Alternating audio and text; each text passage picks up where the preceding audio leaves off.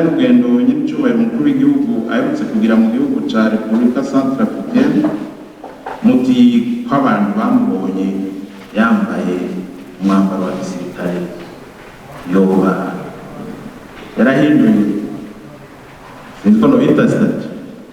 Ico nobabwira coco umukuru w'igihugu ni kizigenza w'inzego z'umutekano n'izisirikare. Yararamutse rero agiye muri ico gihugu ca Centrafrique nk'uko nyene yavyivugiye ku mvo nyamukuru novuga zibiri, kwari kugenda gushigikira mugenzi we yarahira atorega ingingo gira kabiri.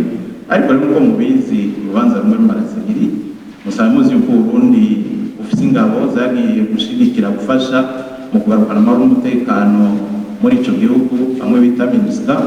Nyene icubahiro yaciye abona akaryo aja kuremesha ingabo, ahubwo vyari vyiza cyane mwabe ko yarabereye, vyari vyiza cyane yaragiye kuremesha ingabo ku rugamba, aca agenda yari afise umwambaro ujanye navyo.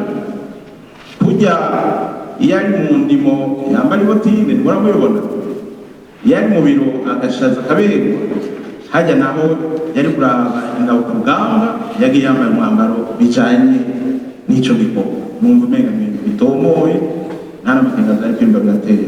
Kuri ico nyene arabibajije igituma hano mu gihugu kuva abaye umukuru w'igihugu ataragenzura ingabo yambaye uwo mwambaro, ariko yawambaye ari hanze y'igihugu. Coco mu kivuga ivyo ngira mu mvugizi baraza kumufasha n'abandi kugwega, ariko bivana n'igikorwa azindutse ajamwo. Umukuru w'igihugu afise ibikorwa vyinshi, bivana rero n'igikorwa azindutse akora, birafise n'umwambaro bijana navyo. Ariko ngira ngo mu nkundi rimwe n'agakenga ivy'umukuru w'igihugu n'ivy'umukuru w'igihugu birafise intumbero na protokoli bifata, twahava tuvuga ibitarivyo.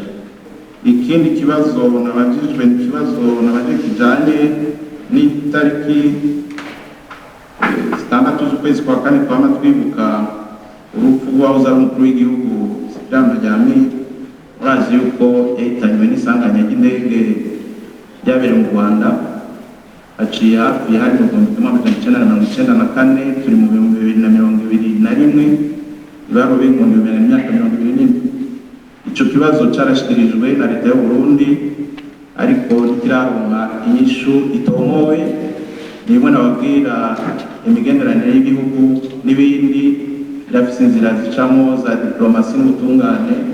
Ibihe n'ibiringo ntivyakunze kw'ico kibazo cigwa ngo gihere n'ingoga, ariko bitebuke kizotinda gitorerwa inyishu. Ariko leta ntiyahevye kuko urubanza abo biga barabizi, n'amashirahamwe n'ukuntu bene izo ngorane zitorerwa umuti.